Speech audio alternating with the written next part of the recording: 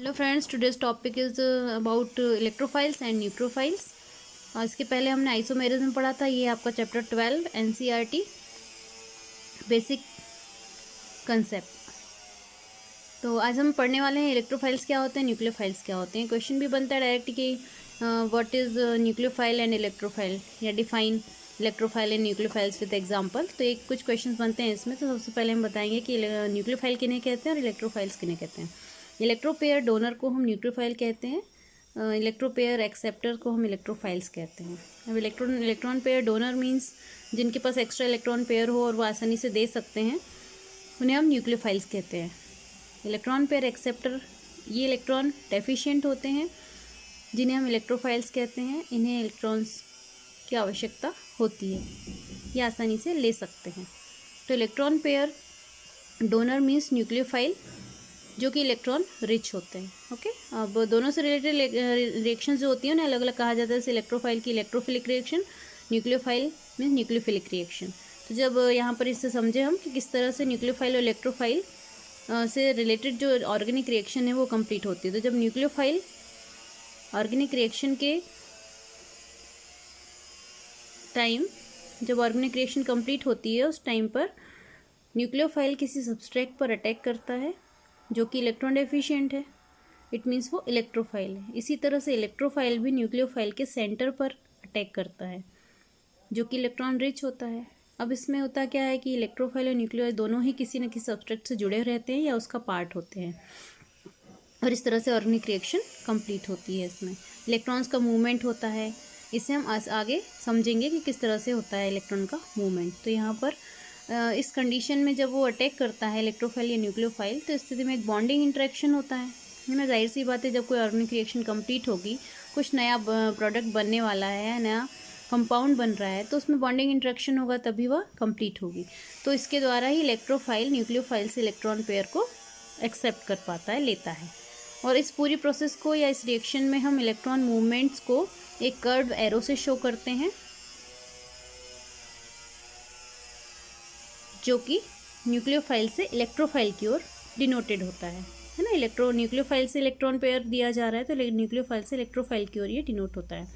It means क्या होता है कि जो भी एटम इलेक्ट्रॉन पेयर रखते हैं, एक्स्ट्रा पेयर इलेक्ट्रॉन पेयर है उनके पास जो वो दे सकते हैं, तो उसे हम न्यूक्लियोफाइल कहते हैं। वह न्यूक्लियोफाइल होता है।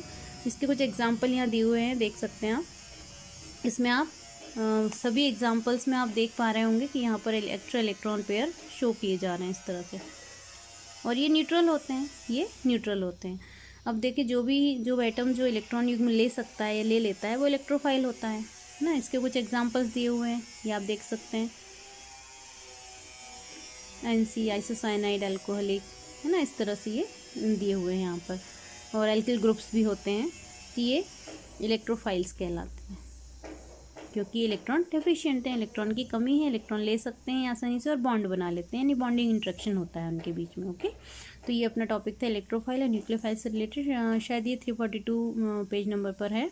और इसके बाद हम देखेंगे कि किस तरह से कर्व एरो बनता है, हम उसका यूज़ किस तरह से करते हैं, और इलेक्ट्रॉन मूवमेंट के लिए इसका यूज़ हम करते हैं। तो अगला टॉपिक अपने यही है, electron movements in organic reaction. Electron movements in organic reaction. तो नेक्स्ट ये टॉपिक आप देख सकते हैं यहाँ पर 343 पेज नंबर पर है ये आपकी बुक में। तो यहाँ पर एक ऑर्गेनिक रिएक्शन कंप्लीट हो रही है इस तरह से, और ये हमने कर्व्ड एरो से उसे दिखाया कि इलेक्ट्रॉन का मूवमेंट कैसे हो रहा है। तो इसी को हम 2 स्टेप्स में देखेंगे। नीचे यहाँ पर देखें कि इलेक्ट्रॉन का मूवमेंट कर्व्ड एरो से शो किया जाता है, और पाई बॉन्ड से इलेक्ट्रॉन पेयर की शिफ्टिंग होती है। पाई बॉन्ड से, ये यहाँ पर आप देख सकते हैं डबल बॉन्ड है, तो एक बॉन्ड इसमें पाई बॉन्ड है और एक सिग्मा है ना। यहाँ से इसका जो पाई बॉन्ड है उससे इलेक्ट्रॉन पेयर की शिफ्टिंग हो रही है। तो यहाँ पर स्टेप देख सकते हैं, इस तरह से हमने एरो बनाया हुआ, यानी इलेक्ट्रॉन यहाँ से यहाँ शिफ्ट हो रहे हैं, यहाँ से फिर यहाँ शिफ्ट होंगे। तो इस तरह से देखिए, यहाँ से यहाँ शिफ्ट हो रहे हैं, ये आ गया। ये डबल बॉन्ड जो है वो सिंगल बॉन्ड में कन्वर्ट हो, इलेक्ट्रॉन पेयर चला गया है, यहाँ पर शिफ्ट हो गया है। इस तरह से ये दोनों सिंगल बॉन्ड शो हो रहे हैं। ठीक है, तो एक मीडियम प्रोसेस है, यहाँ पर मीडियम स्टेप कहेंगे हम इसे। इसके बाद फाइनल स्टेप में क्या हो जाएगा, ये आप देख सकते हैं सिंगल बॉन्ड है, और ये इलेक्ट्रॉन पेयर यहाँ आ चुका है, और यहाँ से ये यहाँ शिफ्ट हो रहा है अगले बॉन्ड पर। तो इस तरह से ये बॉन्डिंग इंटरेक्शन कंप्लीट हो रहा है, इलेक्ट्रॉन का मूवमेंट हो रहा है। यहाँ पर आप देख सकते हैं कि जो पहले डबल बॉन्ड था वो सिंगल बॉन्ड हो गया और सिंगल था वो डबल में कन्वर्ट हो गया। तो इलेक्ट्रॉन पेयर जो है वो यहाँ पर मूव कर चुका है। तो जब दो इलेक्ट्रॉन है, ये एक इलेक्ट्रॉन पेयर का जब मूवमेंट होता है, शिफ्टिंग होती है, तो इस तरह से हम कर्व्ड एरो, कंप्लीट एक एरो का यूज़ करते हैं, ठीक है। और जब कि यही इलेक्ट्रॉन सिंगल इलेक्ट्रॉन का मूवमेंट होता है तो उसे हम फिश हुक या फिर हाफ हेडेड कर्व से हम शो करते हैं। हाफ हेडेड एरो है यहाँ, तो आप एग्जांपल में देख सकते हैं यहाँ पर कि CH3Cl दिया हुआ है, इसमें दोनों ने ही एक एक इलेक्ट्रॉन की सहभागिता कर रखी है, कोवेलेंट बॉन्ड बन रहा है डेफिनेटली इसमें। तो यहाँ पर एक एक इलेक्ट्रॉन जो वापस इनमें क्लीवेज दिखा रहे हैं, यहाँ पर ये कि CH3Cl का क्लीवेज हो रहा है, यानी ये टूट रहे हैं, ब्रेक हो रहा है। तो यहाँ पर दोनों के अपने अपने इलेक्ट्रॉन अपनी अपनी जगह चले जाते हैं, free radical, as a free radical हमें ये मिल जाता है। यहाँ आप देख सकते हैं ये एरो आप देखिए दोनों तरफ है, डबल हेडेड कह सकते हैं इसको, और ये सिंगल हेडेड, हाफ हेडेड है, ठीक है, फुल्ली हेडेड और हाफ हेडेड कह सकते हैं आप इसको। तो इस कर्व का हम यूज़ करते हैं। तो यहाँ पर हमने कर्व का यूज़ सीखा कि किस तरह से इलेक्ट्रॉन मूवमेंट के टाइम हम कर्व को शो करते हैं, ठीक है। इसके बाद अपना नेक्स्ट टॉपिक आता है, जैसे कि हमने देखा यहाँ पर इलेक्ट्रॉन का मूवमेंट होता है रिएक्शंस में, ऑर्गेनिक रिएक्शंस में, उसी तरह से इलेक्ट्रॉन के मूवमेंट को हम डिस्प्लेसमेंट कहेंगे कि हाँ इलेक्ट्रॉन का डिस्प्लेसमेंट हो रहा है, अपनी जगह से वो मूव कर रहा है, ओके। तो अपना नेक्स्ट टॉपिक यही है, 343 पेज नंबर पर दिया हुआ है, इलेक्ट्रॉन डिस्प्लेसमेंट इफेक्ट्स। अब जब इलेक्ट्रॉन मूव करते हैं, अपनी प्लेस को छोड़कर दूसरी प्लेस पर जाते हैं, दूसरे एटम से अटैच हो जाते हैं, तो इस डिस्प्लेसमेंट से कुछ इफेक्ट उत्पन्न होते हैं, रिएक्शन में कुछ इफेक्ट्स आ जाते हैं। तो ये कब होता है, जब इलेक्ट्रॉन का डिस्प्लेसमेंट ऐसी कंडीशन में होता है जब उस पर कोई अटैक कर रहा हो, है ना, कोई इफेक्टिव अट्रैक्टिव रिएजेंट उस पर अटैक कर रहा है, उससे वो प्रभावित हो रहा है। तो इस कंडीशन में इलेक्ट्रॉन का डिस्प्लेसमेंट हो जाता है। या फिर दूसरा कारण हो सकता है कि बॉन्ड जो है वो परमानेंट पोलराइज हो जाए, है ना, रिएक्शन के टाइम बॉन्ड जो है वो परमानेंट पोलराइज हो जाता है, और इससे भी इलेक्ट्रॉन का डिस्प्लेसमेंट हो सकता है। अब इलेक्ट्रॉन डिस्प्लेसमेंट के कारण कुछ इफेक्ट जो उत्पन्न होते हैं, प्रोड्यूस होते हैं ऑर्गेनिक रिएक्शन के समय, तो उसमें ये दो टाइप होते हैं, एक तो परमानेंट डिस्प्लेसमेंट होता है और दूसरा टेम्परेरी डिस्प्लेसमेंट। तो परमानेंट डिस्प्लेसमेंट में दो इफेक्ट होते हैं, इंडक्टिव एंड रेजोनेंस इफेक्ट, है ना, इंडक्टिव इफेक्ट और रेजोनेंस इफेक्ट। ऐसे ही नेक्स्ट पेज पर आ जाते हैं हम, when we see temporary displacement effects in molecule. तो जब कोई रिएजेंट अटैक करता है और वो टेम्परेरी रूप से उसको प्रभावित करता है, रिएक्शन के जो एटम, रिएक्शन में जो एटम है, रिएजेंट्स हैं, उनको टेम्परेरी वो इफेक्ट डालता है उन पर। तो this type of displacement is called electromagnetic effect, और पोलराइजेबिलिटी इफेक्ट भी इसे कहा जाता है। ये टेम्परेरी डिस्प्लेसमेंट है, इसे हम आगे समझेंगे। तो सबसे पहले हम ले लेते हैं हमारा जो परमानेंट डिस्प्लेसमेंट के थ्रू इफेक्ट प्रोड्यूस होता है ऑर्गेनिक रिएक्शन में, उसे हम देखेंगे। तो सबसे पहला है अपना प्रेरणिक प्रभाव, inductive effect, okay. Inductive effect जो कि एक बॉन्ड से दूसरे बॉन्ड की ओर स्थानांतरित हो जाता है और अगले कई बॉन्ड को वो प्रभावित करता है। तो यहाँ हम देखें क्यों होता है। जैसा कि हमने देखा कि बॉन्ड का पोलराइजेशन भी इसका एक कारण होता है, या फिर कोई सब्सटीट्यूएंट या ऐसा एटम जो कि उस पर इफेक्ट डाल रहा है और अटैक कर रहा है, तो उससे भी इफेक्ट उत्पन्न होते हैं। तो यहाँ पर बॉन्ड पोलैरिटी के कारण ऑर्गेनिक मॉलिक्यूल्स में कई तरह के इलेक्ट्रॉनिक प्रभाव, इलेक्ट्रॉनिक इफेक्ट्स उत्पन्न होते हैं। इनका मुख्य कारण है आबंध ध्रुवता। तो आबंध की जो ध्रुवता है वो क्यों होती है ना, बॉन्ड पोलैरिटी इसका कारण है कि इससे इफेक्ट आ रहे हैं, लेकिन वो इफेक्ट उत्पन्न होने के कारण आबंध के लिए आबंध ध्रुवता यानी बॉन्ड पोलराइजेशन होना चाहिए। बॉन्ड पोलराइजेशन का क्या कारण होता है, जब कोई रिएक्शन कंप्लीट हो रही होती है तो उसमें जब दो एटम्स आपस में रिएक्शन कर रहे हैं, उनके बीच कोवेलेंट बॉन्ड बन रहा है, तब क्या होता है कि वो दोनों ही एटम जो है उनके बीच में विद्युत ऋणात्मकता, इलेक्ट्रोनिगेटिविटी का जो अंतर होता है वो इस पर इफेक्ट डालता है।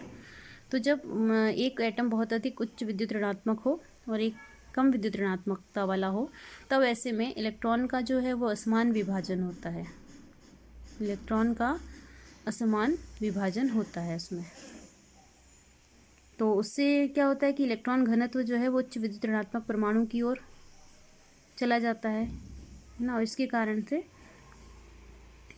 ध्रुवता आ जाती, ध्रुवता उत्पन्न हो जाती है। अब इसमें मैंने बताया आपको कि जैसे समान रूप से सहभागिता होती है इलेक्ट्रॉन्स की, तो ये किस तरफ ज़्यादा होगी, उच्च विद्युत ऋणात्मक परमाणु की ओर हो जाएगी। तो अब इसमें ऐसी कंडीशन में है कि दोनों ही जो विद्युत जो दोनों एटम हैं उन पर जब इस तरह से विद्युत ऋणात्मकता का प्रभाव पड़ता है तो उसमें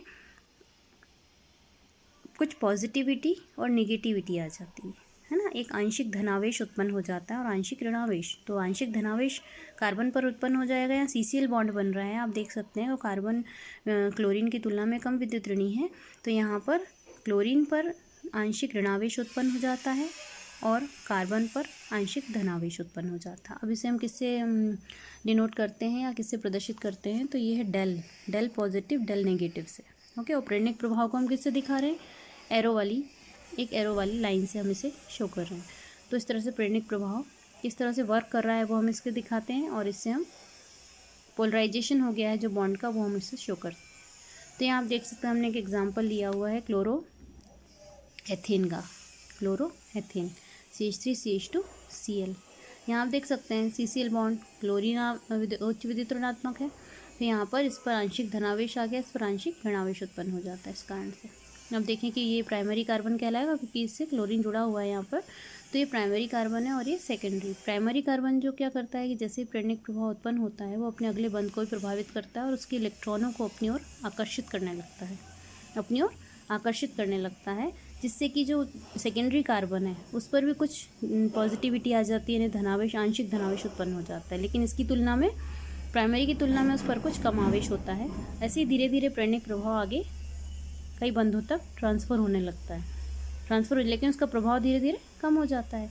अब इसी तरह से प्रभाव जब धीरे धीरे कम हो जाता है तो मोस्टली ये थर्ड बॉन्ड तक इसका प्रभाव कभी कभी पूरी तरह से ख़त्म भी हो जाता है, प्रेरणिक प्रभाव ख़त्म हो जाता है, यानी गायब हो सकता है, आप ये कह सकते हैं, यानी कि inductive effect vanished after some time, यानी थर्ड बॉन्ड तक वो गायब हो जाता है पूरी तरह से। तो इस तरह से हम इसे समझ सकते हैं। तो जब कोई सिग्मा बॉन्ड अपने अगले सिग्मा बॉन्ड को ध्रुवीय कर देता है ना, उसमें ध्रुवणता उत्पन्न कर देता है, तो इस प्रभाव को हम प्रेरणिक प्रभाव कहते हैं। तो इस तरह से एक बॉन्ड दूसरे बॉन्ड को, दूसरा बॉन्ड तीसरे बॉन्ड पर ये प्रभाव डालता जाता है, इस तरह से स्थानांतरित हो जाता है, तो इसे हम कहते हैं प्रेरणिक प्रभाव। अब देखें कि इसमें क्या है जो प्रेरणिक प्रभाव को उत्पन्न कर सकता है। तो उसमें जब सब्स्टिट्यूएंट जो जुड़ा हुआ है वो उस सब्स्टिट्यूएंट की इलेक्ट्रॉन लेने और देने की जो एबिलिटी होती है उसके कारण से प्रेरणिक प्रभाव उत्पन्न होता है। तो इसके आधार पर हम सब्स्टिट्यूएंट को इलेक्ट्रॉन आकर्षी या दाता के रूप में हम इसे क्लासिफाइड कर सकते हैं हाइड्रोजन के संदर्भ में। तो अब यहाँ देखें कि कुछ एग्जाम्पल दिए हुए हैं यहाँ पर, जैसे कि हेलोजन है या अन्य ग्रुप्स होते हैं, nitro, cyano, carboxylic acid, ester, ये सभी इलेक्ट्रॉन आकर्षी होते हैं, जबकि मिथाइल ग्रुप्स यानी एल्किल ग्रुप्स जो हैं वो सभी दाता होते हैं,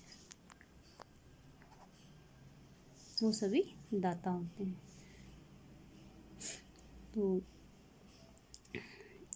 जैसा कि मैंने आपको बताया कि समीप का जो एक सिग्मा बंध है उसके कारण से जब अगला बंध भी ध्रुवी होता है तो इस प्रोसेस को ही हम इंडक्टिव इफेक्ट कहते हैं, यानी कि प्रेरणिक प्रभाव कहते हैं। ओके, यहाँ तक समझ में आ गया होगा। और एग्जांपल्स आप देख सकते हैं 12.12 शायद एक प्रॉब्लम दिया हुआ, एक्सरसाइज दी हुई है, उसमें आप इसके न्यूक्लियोफाइल्स और इलेक्ट्रोफाइल्स के एग्जांपल्स अच्छे से देख सकते हैं। ये इफ़ेक्ट हम आसानी से समझेंगे। देखिए, तो नेक्स्ट टॉपिक अपना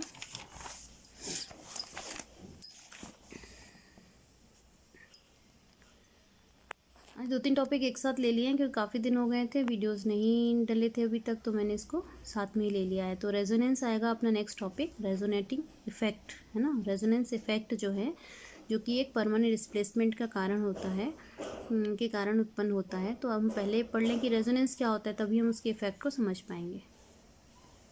तो हम देखते हैं कि रेजोनेंस क्या है। रेजोनेंस मीन्स होता है अनुनाद।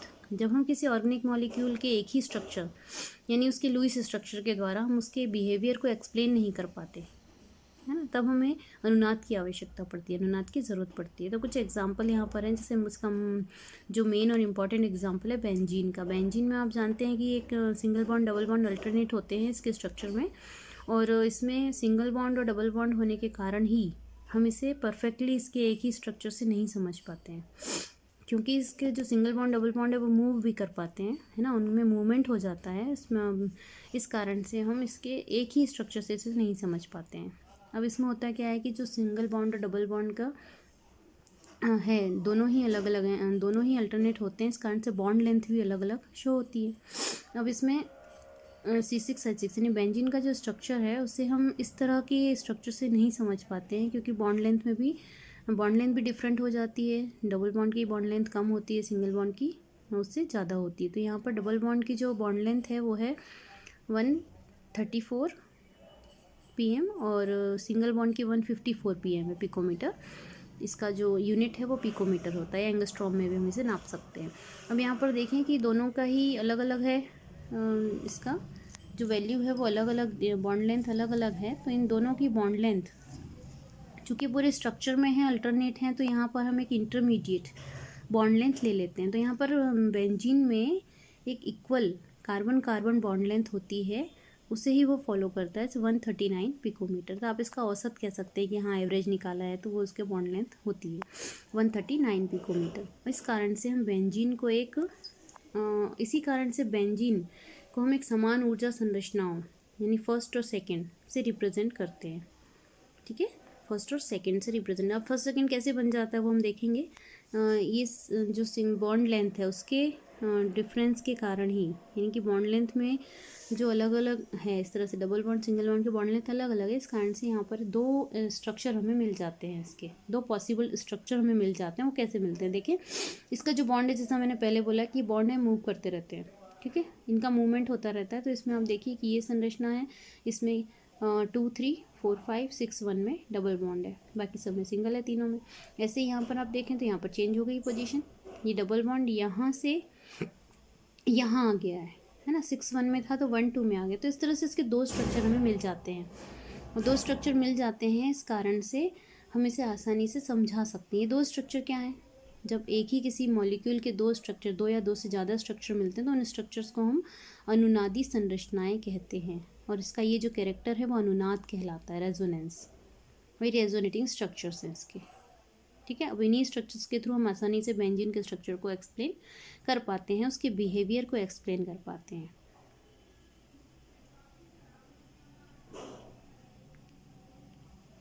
तो हम इस थ्योरी के अकॉर्डिंग ये कहा जाता है कि बेंजीन को हम किसी एक स्ट्रक्चर से नहीं समझ पाएंगे, तो यहाँ पर हम फर्स्ट सेकंड दोनों से ही समझेंगे। अब चूँकि फर्स्ट और सेकंड दोनों स्ट्रक्चर क्या होते हैं, अभी दोनों स्ट्रक्चर हमें बेंजीन के स्ट्रक्चर को समझने में हेल्प करते हैं। तो ये ओनली हेल्पर है ना, ये केवल हेल्पर होते हैं, और ये हाइपोथेटिकल है। हाइपोथेटिकल मीन्स काल्पनिक होते हैं, ये इनका कोई वजूद नहीं है, लेकिन ये हमें स्ट्रक्चर को समझने में हेल्प करेंगे। अब ये स्ट्रक्चर जो रेजोनेटिंग स्ट्रक्चर हैं बेंजीन के, ये इन्हीं स्ट्रक्चर्स का हाइब्रिड होता है। इसका जो बेंजीन का जो मेन स्ट्रक्चर है उसी का हाइब्रिड कहलाएगा बेंजीन का स्ट्रक्चर, है ना। इन दोनों स्ट्रक्चर्स का, फर्स्ट और सेकंड दोनों स्ट्रक्चर्स का हाइब्रिड होता है वो। अभी दोनों ही हेल्पर हैं, मैंने आपको बताया, और ये केवल योगदान देती हैं, हेल्प करती हैं एक्चुअल स्ट्रक्चर को समझने में बेंजीन के। तो यहाँ पर रियल स्ट्रक्चर होता है और कैनोनिकल स्ट्रक्चर होते हैं। रियल स्ट्रक्चर और कैनोनिकल स्ट्रक्चर के बीच में जो एनर्जी का डिफरेंस होता है उससे हम अनुनाद ऊर्जा कहते हैं। ठीक है, तो ये सभी आपस में रिलेटेड है, इंटर रिलेटेड है ये चीज़ें, तो उन्हें हम कहते हैं अनुनाद स्थायीकरण ऊर्जा। अनुनाद स्थायीकरण ऊर्जा कहते हैं। अब रियल स्ट्रक्चर की ऊर्जा किसी भी कैनोनिकल स्ट्रक्चर से कम होती है, रियल स्ट्रक्चर की ऊर्जा कैनोनिकल स्ट्रक्चर से कम होती है, तो ये बात आप याद रखेंगे। रेजोनेटिंग स्ट्रक्चर जितने ज़्यादा होंगे, यानी जैसे बेंजीन का 2 हैं तो यहाँ यदि दो से अधिक भी हो सकते हैं, किसी भी मॉलिक्यूल के रेजोनेटिंग स्ट्रक्चर ये जितने अधिक होंगे उसकी अनुनाद ऊर्जा उतनी ही अधिक होगी। ओके, तो ये कुछ पॉइंट्स थे रेजोनेंस के। ये पूरा एक टॉपिक है आपका रेजोनेंस का, जो आसानी से आप इससे अच्छे से प्रिपेयर कर सकते हैं। एग्जाम्पल भी है और इसके पॉइंट्स भी दिए हुए हैं। ओके, तो अपना नेक्स्ट टॉपिक होगा रेजोनेंस इफेक्ट और इलेक्ट्रोमैग्नेटिक इफेक्ट। ये दो चीज़ें हमें समझना है। ओके, तो नेक्स्ट वीडियो में हम इसे समझेंगे। आई होप सो कि आपको ये जो मैंने आज नोट्स बनाकर कुछ प्रिपेयर किया है तो शायद आपको अच्छे से समझ में जाए। Okay, thank you guys.